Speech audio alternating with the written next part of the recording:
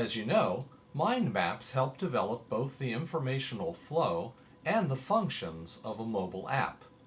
To create one, first choose Mind Map from the dashboard, opening up that screen.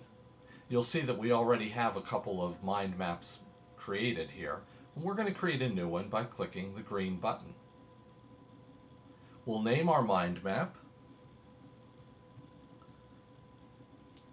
and click the next button.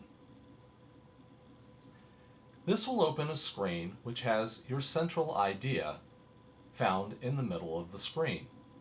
This is what your topic is for your app. This app is going to be about me.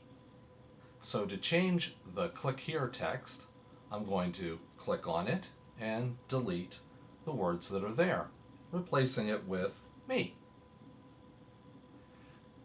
To create the subtopics that we want to develop, we will create branches that directly connect to the central theme. To do so, we take the plus sign and drag it out to create a branch with a label at the end, which we're going to change here to About, because it's always a good idea to have a screen that tells us about the app itself. Now, let's get into talking about me.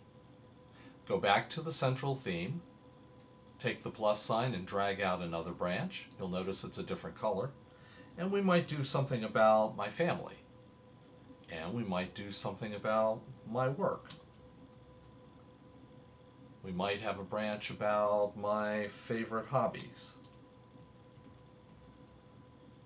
And I might want to get feedback from the end user, so we might want to have that as an option as well. To further break down these branches, simply go to the end of the branch and perform the same task. Drag the branch out and change the name screen to something like siblings, and another branch for maybe your pets.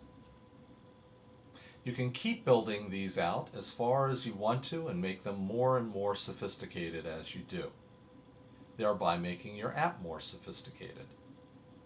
A couple of things to note. If you have created a branch and you decide you don't want it, let's say I pull this out and I say, well, I don't really want anything there. There is an undo button in the upper left here. If you click on that, it will eliminate the last step that you made.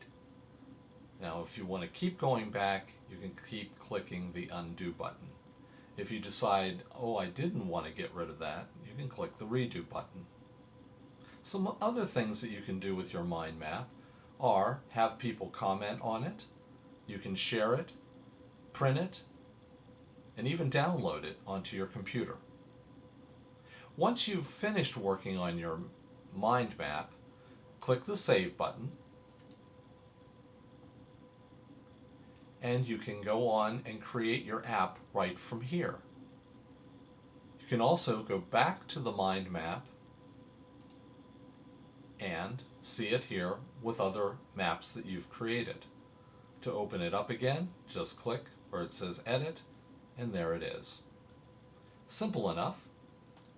Have fun with it, and good luck.